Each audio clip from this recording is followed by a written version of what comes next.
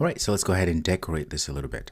So inside of our form, our text form that is, let's start with the top one, which is the email one. The first thing I can do, we can actually pass this field called decoration. And in this case, we have to pass an actual input decoration. What that means is I can say something like this. I can say input decoration, like that, and pass a few properties. So I can say fill color, I can say colors.white. I can pass a focused border. I'm going to use an outline input border. It's that, which means I need to pass a few other things. So in this case, border radius. It's going to be border radius. I want this to be circular, and the radius is going to be about 12, like this. Okay, and I can border side. I need to pass a border side object here, as such, which means then I can pass a color of colors.blue. Okay, very good. And then inside here, I can pass other properties, which is the enabled border. So when the border is enabled, I want to pass an outline input border and border radius again. Put a border radius, that's circular, and radius is going to be about 25. And border side, I'm going to say border side. I'm going to pass a color. I'm going to use a hex color because I want this to be customized. And it's going to be 6963. 9F, and I'm going to add a width of this border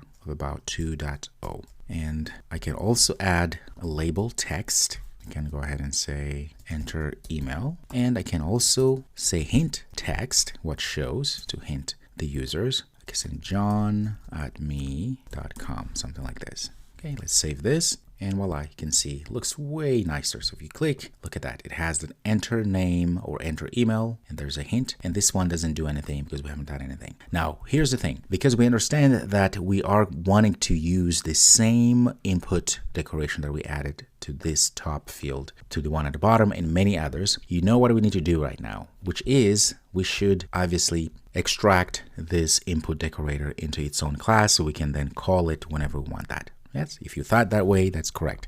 So we say command period extract method like this, and it already gives us a name. We're going to just use that, hit enter, and you can see now it's created this method at the bottom there. The other thing we can do, we can just click there and select all of that, cut it all, and then we can go to our folders here, our lib. I'm going to just add widgets. I'm going to add a new folder called widgets. And inside of that, I'm going to create another file. I'm going to call this one input_decoration.dart. I'm going to paste that whole piece of code, input decoration. I'm going to have to import, or that input decoration, their material that is, as well as the hex color, like that. And the other thing I'm going to do is I want to be able to pass, in this case, these labels as well as hint text, right? So that we can customize as we want. So inside of here, I'm going to say string label, another string hint text, and I'm going to pass those instead of this hard coded. I'm going to say label,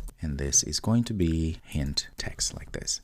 Obviously, we're going to have a problem right now because we've done that. Go back here. This is not going to work. First of all, we need to import that. We did that now, and we have to pass a few things here. So before we go to that, I want to make these named parameters. I'm going to put that inside of curly braces like this. That way they're named, so it's easier for us to know exactly what are the things that are expected, right, to pass. So I'm going to say label. It's going to be a string. It's going to be enter email, and then I'm going to say hint text is going to be john@me.com. All right, save this. We'll notice that not much will change actually, but things still work fine. Of course, now that we have that set up, we have this input decoration somewhere else other than in this same file. We can now go to this second one, this text field here, do the same thing, right? So the decoration. In fact, I can just copy all of this, put it there.